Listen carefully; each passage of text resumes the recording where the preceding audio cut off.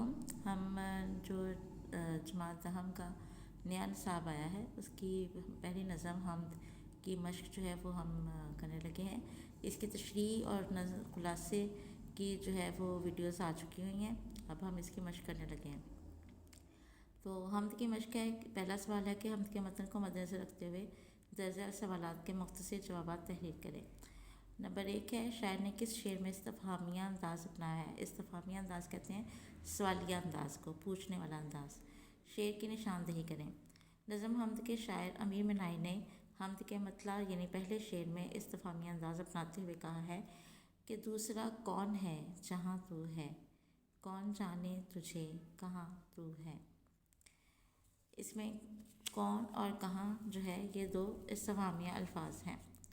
دوسرا سوال ہے، لاکھ پردوں میں تو ہے بے پردہ کا مطلب واضح کریں۔ امیر منائی کے اس مصرعے کا مطلب ہے کہ اللہ تعالیٰ نے اپنی صفت وحدانیت اور قدرت کے لحاظ سے پوشیدہ ہونے کے باوجود اپنی نشانیوں اور مظاہر قدرت کے ذریعے ہر جگہ عیاں ہے، یا یہ کہ وہ خالق ہے اس لیے مخلوق کے پردے میں چھپا ہے مگر اس کی کاریگری سب پر ظاہر ہے۔ آپ ان دونوں میں سے کوئی ایک جواب جو ہے وہ تیار کر سکتے ہیں۔ تیسرا سوال ہے حمد کے مطلع کے خیال کی کوئی اور مثال پیش کریں۔ حمد کے مطلع کے خیال کی مثال ایک اور شعر میں مظفر وارثی یوں بیان کرتے ہیں، کوئی تو ہے جو نظام ہستی چلا رہا ہے وہی خدا ہے، دکھائی بھی جو نہ دے نظر بھی جو آ رہا ہے وہی خدا ہے۔ اگلا سوال ہے کہ شاعر نے چھٹے شعر میں کس طرح اللہ کی ذات و صفات کو باغ، چمن اور رنگ و بو سے جوڑا ہے؟ امیر منائی کے حمد کے چھٹے شعر میں شاعر نے کائنات کو ایک وسیع چمن یعنی باغ سے تشبیہ دی ہے جس میں ہر طرف پھیلا ہوا حسن، رنگ اور خوشبو، رنگ و بو دراصل اللہ تعالیٰ کی صفات کا مظہر ہیں۔ شاعر نے اللہ تعالیٰ کو کائنات کے حقیقی باغبان کی حیثیت سے، باغبان یعنی مالی کے طور پر پیش کیا ہے جو اس چمن کی دیکھ بھال کر رہا ہے۔ اگلا سوال ہے کہ شاعر کے حمد کہنے کا انداز کتنا مؤثر ہے؟ شاعر کے حمد کہنے کا انداز نہایت مؤثر ہے۔ انہوں نے الفاظ و تراکیب کا استعمال کرتے ہوئے حتی الامکان سادگی اور روانی کا پہلو میں پیش نظر رکھا ہے، یہی وجہ ہے کہ حمد سیدھی دل پر اثر کرتی ہے۔ آگے MCQs ہیں، کثیر انتخابی سوالات ہیں، درست جوابات کی نشاندہی کریں۔ پہلا ہے کہ زیر نظر حمد کے شاعر کا نام ہے؟ علامہ اقبال، حفیظ جالندھری، ماہر القادری یا امیر منائی۔ تو ہی خلوت میں تو ہی جلوت میں کا مفہوم ہے کہ اللہ تعالیٰ صرف خلوت میں ملتا ہے، جلوت میں نظر آتا ہے، جنگلوں اور بیابانوں میں موجود ہے یا ہر جگہ موجود ہے۔ میزبان اور مہمان دونوں الفاظ ہیں متضاد۔ لفظ لامقام لا قواعد کی روح سے ہے سابقہ۔ رنگ، چمن، بو اور باغبان کے الفاظ شعری صنعت سے تعلق رکھتے ہیں، صنعت مراعات النظیر سے۔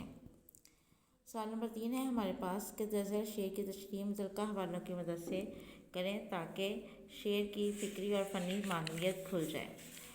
لاکھ پردوں میں تو ہے بے پردہ، 100 نشانوں میں بے نشاں تو ہے۔ تو اس کی تشریح جو ہے وہ آپ نظم حمد کی جو تشریح ہے اس کی ویڈیو میں دیکھ سکتے ہیں، ٹھیک ہے۔ حمد کا خلاصہ اپنے الفاظ میں تحریر کریں، اس کی بھی ویڈیو آ چکی ہوئی ہے۔ حمد کا خلاصہ اور مرکزی خیال دونوں کی ویڈیو ایک ہی ہے، آپ وہاں پر اس ویڈیو میں سے اس کو یاد کر سکتے ہیں۔ سوال نمبر 6 ہے کہ حمد میں شاعر نے اللہ تعالیٰ کی کن صفات کا ذکر کیا ہے؟ اس حمد میں اللہ تعالیٰ کی خالق و مالک، رازق، رحیم، وحدہ لا شریک اور کارساز صفات کو نمایاں کیا گیا ہے۔